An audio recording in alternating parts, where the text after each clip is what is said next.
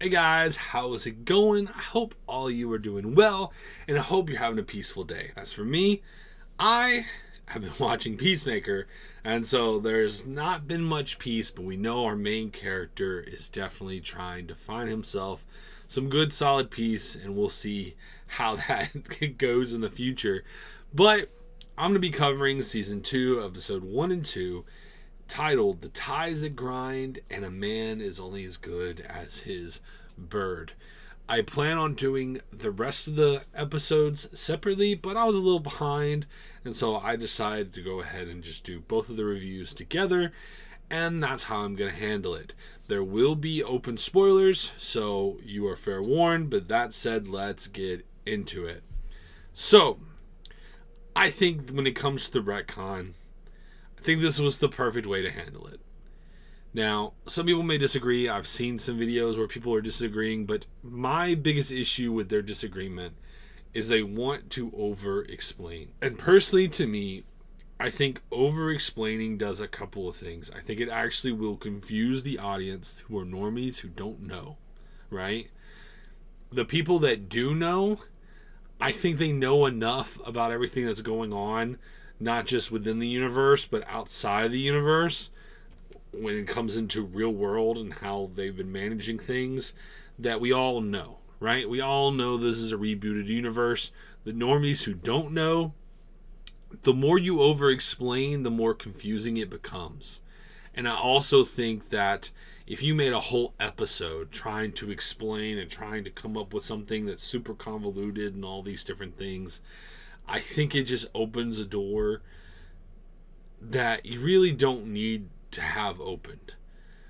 And I thought this was really, honestly, the best way to handle it. And really, it was the only real thing they had to retcon. And you don't have to, the more you dive in, the other thing is, you could possibly just insult the audience that's not happy with you anyway, right? Like, we have the Snyder fans, they're not going to be happy with James Gunn anyway. If you start messing with things and trying to explain, getting away from the DCU and all this other stuff, you may actually end up just insulting the audience, and that's what you don't want to do. So, them just doing the simple retcon, having the joke with Green Lantern, I thought personally was the way to go. They even were able to use clips that they never put into the original show, because at the time Warner Brothers told them they couldn't. But it fit perfectly, because he was able to make jokes about Green Lantern and then slide that into the show. It fit perfectly. So I really thought that was great. I didn't have, personally, a problem with it. I thought it was the best direction to go. As far as the quantum unfolding chamber, we get a little nervous about multiverses and all the things there, but, I really appreciate how James Gunn really follows through with stories and connects different things. And so you don't have to know what happened in Superman to watch Peacemaker. And you don't even have to know Peacemaker season 1, to pick up on this. But to me, they all kind of flesh together. And you can really tell that he's really good about tying things in. That gives it what they originally said, a Star Wars approach to storytelling. You can really feel it when it comes to just simple things like the quantum unfolding chamber and the issues with it, because we've seen the same thing happen in Superman where bad things could happen with this type of technology. So it was just kind of cool, and I personally am very curious as we dive deeper into the next few further episodes. How is that really going to play out? What doors? There's 99 doors. We know one's like Peacemaker's. There's another door that is like a alien reality. We know one door from the trailers. We know one door has these like spider creatures with giant skulls on their heads. So it's going to be kind of curious to see what do the other doors lead to. And I have my theories about maybe one in particular, but we'll get into that later. So, I've pondered a question. I don't think so after watching the second episode, but I kind of wonder, is Eagly from another Earth? Like, is Eagly from another Earth? Because we see, in the very first episode where he lets him out in the quantum unfolding chamber to let him kind of fly around, pee poo, whatever. And he flies to the other door, thinking that it's the door he's supposed to be at. And I don't know. I just kind of wonder if they're going to do some sort of flashback scene, and that's going to be something that they reveal later. That maybe he had the other Chris had an eagle long ago and left it. I don't know. But it was just a thought that I had originally after the first episode. But I don't really think they're going to do anything with that. I actually think Eagly is going to be doing his own little adventure. As far as the song, at first I was like a lot of people where I was like, I didn't know if it was... I was fine with it, but I still like the original one better. I'm not going to lie. This new one's starting to bond with me. I've watched the first episode twice already, and seeing them do the song again for the third time, it worked. Especially as like right after Frank Grillo is walking away in the second episode, and then they transition into the song. It just gives you that crazy feeling where, I don't know, it's just same thing as last time, where every episode is going to give you a different feeling when that song comes on. And I just think that's really unique and really special. And it's just funny to me, especially when you see just how much fun they're having. And I think that's part of it too. It's fun to watch them dance because they're having fun doing it, and it's not supposed to be taken super serious. It's supposed to just be fun. And it is fun. It is fun.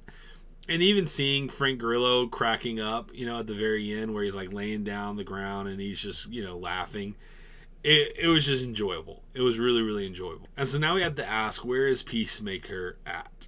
Starting this new season, where is he at? What's going on with him? And, he's trying to find his place. It seems like everyone in the 11th Street kids are really trying to find their place.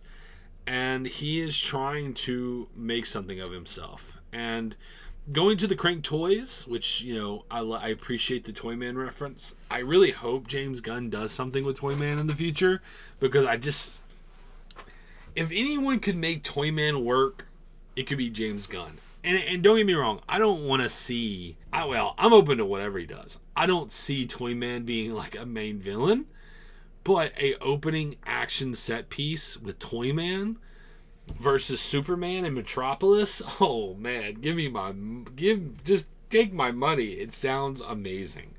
I personally would love something like that. He's trying to find his place, and he thinks maybe the Justice Gang is going to be it. I hope that that's not the final name.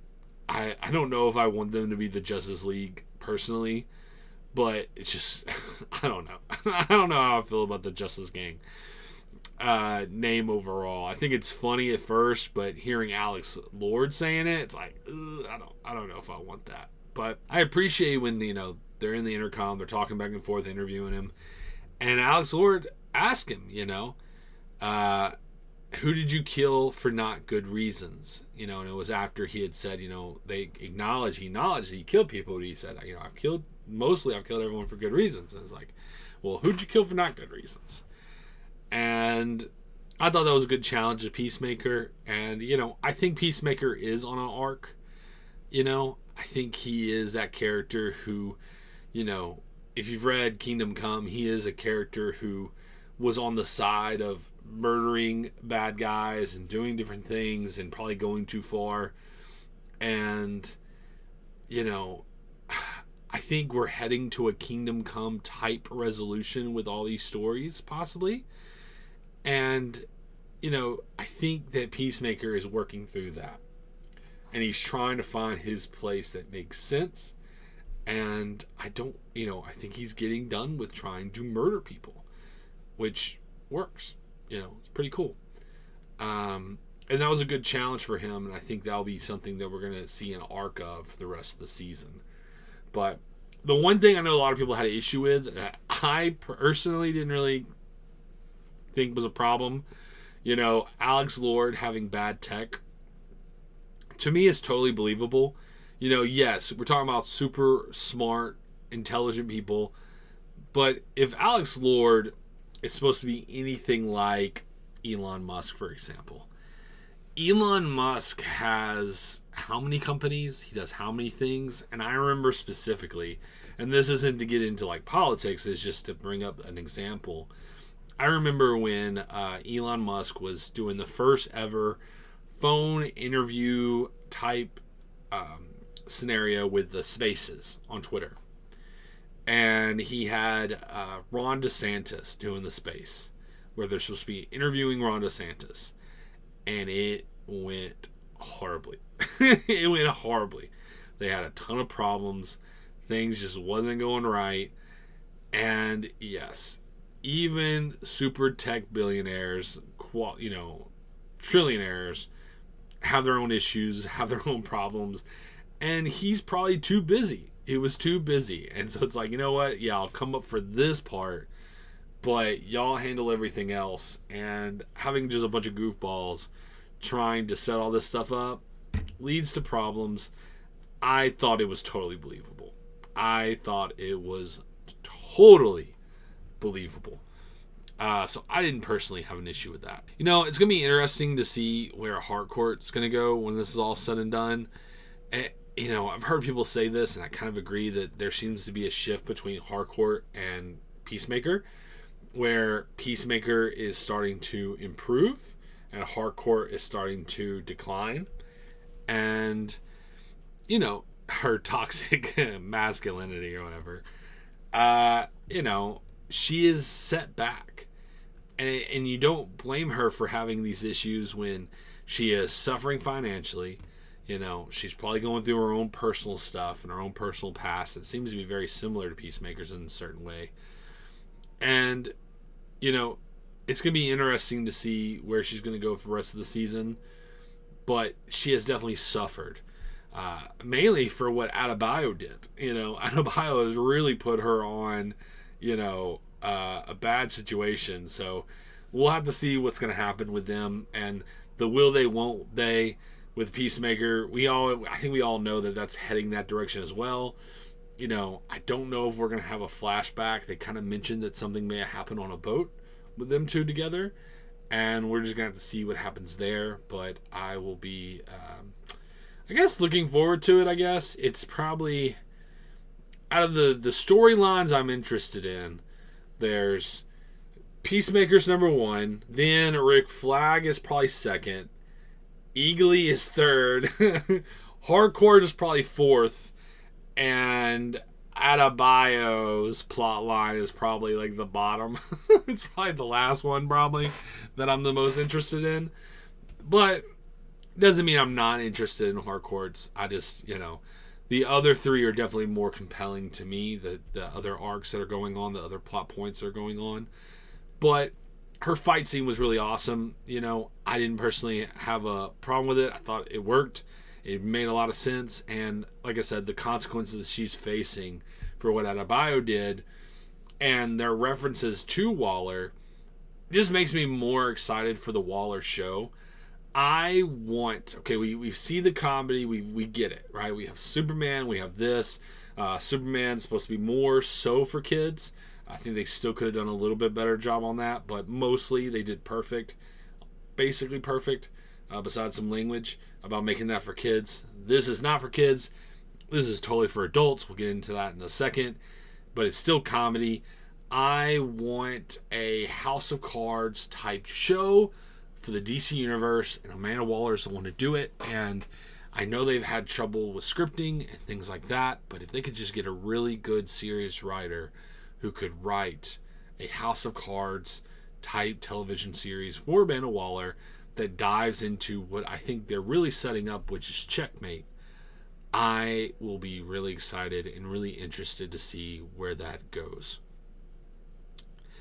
You know, with the whole will they, won't they aspect, you know, you have the loft scene, you know, you have the phone scene where Peacemaker in the second episode, you know, after they've discarded the body of, you know, himself, you know, he has the phone of his other Earth's version, and he's looking through it, and he sees, you know, he sees Harcourt's, you know, number and text her, And, you know, there has to be a desire within your heart where you know that you care about someone and that person isn't showing the same affection to you, but you know that you can get that from another version of them somewhere else. You know, how easy would it be to stay when everything around you is absolutely perfect? And so I'm curious to see how that's going to play out in the next episode. You know, like I said, this is not for kids. And, you know, this is probably the most biggest version of what they would call and then when it comes to storytelling. To me, the whole orgy scene didn't really make any sense. I didn't think it was needed. I think there's maybe some more clever ways of doing that could have worked. I guess with the whole Economos scenes and all that, you know, maybe they didn't have to show as much. And I guess they were trying to make the point that it really isn't for kids. But sometimes showing, I don't know, what is it? It's like, you know, show before you tell. But sometimes, instead of showing, just let me have my own imagination about what it is. And I actually think that would have produced funnier scenes, you know? To me, it didn't work. It just didn't work for me. You know, I just could have done without that activity, personally. I just could have done without it. Even in the second episode, it's like, they're still there. You couldn't just get rid of that whole plot line. Like, they're still there. And I guess it's just driving home the point, like, hey, parents, this is not for kids. This is not for kids. But you have, you know, taking Superman out early from theaters, which, well, it's still in theaters, but putting it on digital release earlier. So people could watch it before watching Peacemaker because you thought it was so important to do so. And, you know, it probably did encourage some families to watch the show because they don't think and they're not thinking about those things. They're not looking into those things. They're thinking about every other thing other than that. And so there probably was some awkward moments. And I know Peacemaker doesn't need to be the show when I say this. Peacemaker does not need to be this show. But even with Lanterns, I'm hearing that, you know, Guy Gardner's character is going to have so many F-bombs in the show. It's like the most F-bombs that Nathan Fillion has ever used, ever, supposedly. And I kind of wish that we could get back to having like a more serious show that kids and families and stuff can watch and enjoy, and like make it like high PG-13. Is that fair? Can we go back to something like that, like a high PG-13? I don't know. I just wish that there was some sort of middle ground when it came to some of the storytelling, because it would be cool if at least a younger teenager, like a 13-year-old or a 14-year-old or 15-year-old, could watch this show. And maybe not this show, but maybe the future shows of DC's. But I kind of feel like that they're going to make all the movies kind of like PG-13, and then all the shows are basically going to be these shows that are just not for the majority of audiences unless the parents decide that their kids can watch that type of content. So I hope I'm wrong personally. It just kind of feels like everything involved with the DCU is leaning that direction, and I kind of hope it doesn't. I kind of want it to go the other way. But that's just me. Leaning into the Rick Flag dilemma, like I said, he's probably my second plot line that I'm most curious about. You know, I thought starting the second episode with him was perfect. I think it totally set up why he would want Peacemaker totally screwed. And he's kind of, you know, instead of just going out there and trying to kill Peacemaker himself, he's, you know, using the law to do it. And, you know, if you were in that type of power, if you had that kind of authority, wouldn't you do the same? I think, you know, especially after watching the second episode, we can all feel probably how he's feeling and going, yeah, screw that guy. And like I said, him walking away and then him transitioning into the song, That's when I realized that the song worked, the intro worked for me, because it gave me a different feeling than when the first episode did, which was very similar to the first season. But I'm very curious to see how that goes, and I'm really ready to see the confrontation between him and Peacemaker. That's something I'm very, very interested in seeing. Um, you know, I thought the whole, not just ending kind of the first episode, but the whole issue with Peacemaker having to choose from these two different sides. Not only do I think there's something special there, but I think it's unique that we can all experience where it's like you're finding something that's unnatural to you. And it's unnatural to you not just because it's wrong or it's immoral or anything. It's because you didn't get to experience that. And for Peacemaker, maybe, some of us have grown up and maybe you didn't get the physical, you didn't get physical love when you were younger. Like you didn't have your parents hugging you and telling you they love you in that kind of way. And then all of a sudden meeting that same person and them treating you completely different, or someone new you meet in your life and they treat you the way you've always wanted to be treated. It can be like a drug, and it can soak you in, and it'd be hard to let go of it. It would make you even act differently because you're just almost nervous to have that kind of love. I know James Gunn is a big pet person, and it's kind of sad, but it's kind of like Peacemaker is this is a wounded dog. It's a wounded dog, and he's getting to realize that there's a world out there that truly loves him and cares about a version of him. And the more he tries to still seek that love where he is, he's finding he's getting rejected. And like I mentioned, the phone scene when he finally comes back to that world and he sees the text message from Harcourt from that world, sending the broken heart. He realizes that he could have everything that he could want on this earth.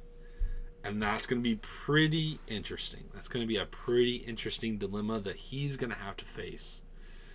I think that's super unique. And again, building with your storytelling, I think James Gunn's approach doing the Star Wars type way of doing things, I really think was genius. I really, really think that was a genius way to go, and to not go the Marvel route. I think it's going to pay dividends for the future of the DC studios and the DC universe as a whole. I liked the cameos, and at the moment, maybe I'll throw this in later, but at the moment, I don't know the names that were on the phone for the second episode, and I'm sure there's going to be some spoilers, ahead, Easter eggs that are going to be a part of the names on the phone. But I did think it was cool to see the Rainbow Creature and Ultra Humanite in the first episode with the newspaper clippings.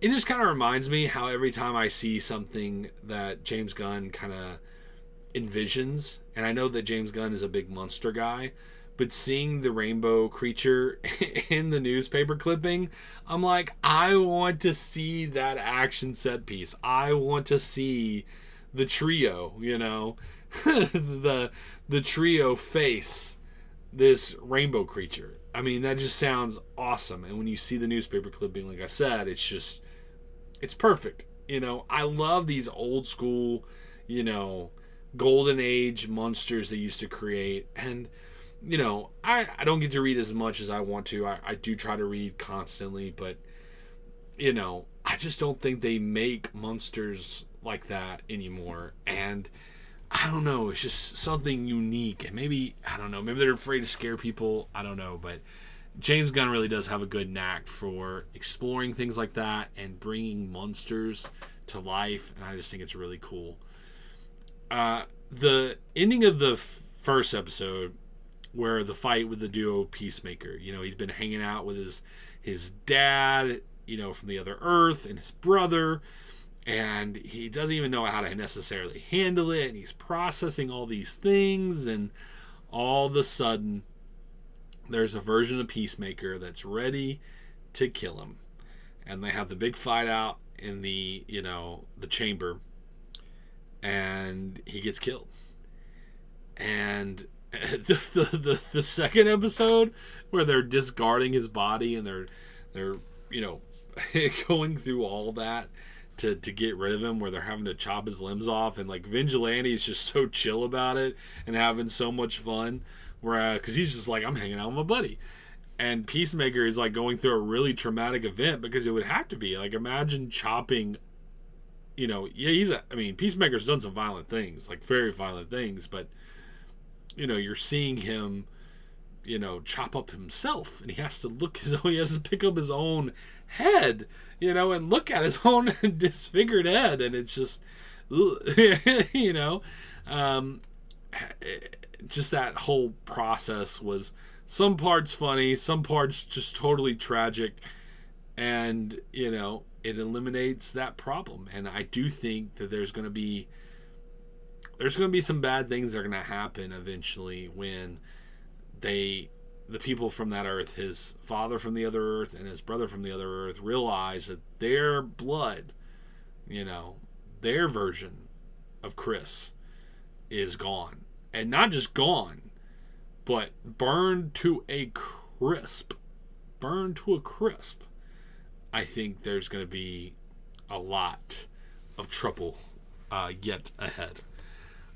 We got introduced in the second episode to a new character, Langston Fleury, the man that's blind to birds. I mean, that bit was fine.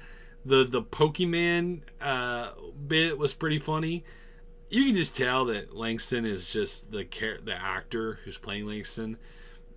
I've grown up watching a lot of the stuff he's done, movies and shows, and he is a legit comedy powerhouse, and you can just tell his presence in the show that, he knows how to make people laugh. And some of the bits were funny, some of them were fine, but there was a couple moments where he made me laugh where I haven't necessarily laughed. I was like, oh, okay, like making comments and moments, but that character actually made me laugh. I appreciated it in moments. I did think the bird being blind to birds was pretty stupid, but I have to admit I still laughed at it. So it is what it is. And setting up the fact he's blind to birds really set up the perfect action scene, where it's like, this dude is a lethal guy, but when it comes to birds, he is extremely weak. That is his weakness. And him having to go against Eagly is just bad to the bone. This second episode is why I am the most, Eagly's probably the third plot point that I'm going to be the most interested in, because I think there's going to be parts of it that's just going to be hilarious, and then there's parts of it that are just going to be, I don't know, just cool to watch. Like, his fight scene was awesome. It was awesome. It was so cool, and it was so enjoyable to watch. So I'm really curious. I don't think we're going to ever see him go into the other Earth. I think he's going to stay on the DCU universe. And having that other character, I'm blanking on his name at the moment, but having that other character that's going to be going after him the next few episodes, I think it's just going to be a lot of fun to watch. And maybe will give us a little bit of a break from whatever things are going on from the other plot points. My current theory before I leave us, because we know that Peacemaker is in the other Earth now, I don't know if he's just going to try to come back. I don't know why he would, necessarily. Maybe he will in moments, but I think this next episode, we're really going to see him stay on that new Earth and be with his brother and his dad. And, I'm very curious to see what comes next, because it looked cool. The episode looked like a lot of fun, and I think we're going to see a lot of action. My current theory, I got two theories. One, I think they're kind of leaving out, they kind of set it up, that Harcourt seems to maybe be dating a military guy. I think that military guy is Rick Flag Jr. I think Rick Flag Jr. is going to be dating Harcourt in this other Earth. And my personal theory, because they have kind of made comments about, is it really that great on the other side? Is the grass always greener on the other side? Kind of, metaphor. And the last, from people who've watched the 5 episodes that came out for, the privileged ones, a lot of them said that they really love those characters. This is great and that's great. There didn't seem to be any problems with the other Earth. And so I think the next couple of weeks we're going to be wondering, like, what's going on with this other Earth, and we're not going to really know. But this is my theory. I think they are in Earth 3. I think they're in Earth 3, where the crime syndicate are. And they were talking about big cameos. Like, big cameos. What are the odds that we see David Cornsweet's version of a true Ultraman? Not Bizarro, but a true Ultraman on Earth 3. I know they've had trouble with the Authority. I don't know if they're ever going to really use the rest of the Authority characters in the future. I think the way the Authority could work could be maybe trying to fight some of the people, the crime syndicate in Earth 3. I've been reading Authority recently right now, Warren Ellis's run on Authority. And you have those, flying characters, that part of that dude's country, his soldiers. And they almost, when I see them flying together, it's almost like it just makes me think of a bunch of evil Supermen coming down, or it makes me kind of think of Invincible, having the different versions of Mark from Invincible flying down. And it made me think, I was like, in knowing that James Gunn likes to connect things, I was like, what are the odds that, what if there was a version of Clark, Kal-El, that followed the mandate that his parents gave him about making a harem? And what if he has just a bunch of evil Superboys? Instead of doing the thing with Authority where you have the soldiers and the, that have the powers because the guy gives them these suits or whatever. What if they just go a different direction? Because I don't think that can work within the DC universe. And what if you kind of apply that thought process and you put it into something like Earth 3? I think that could work. I think that's the way to get into the Authority and can make the Authority work, while also setting up a bigger universe that could be kind of cool.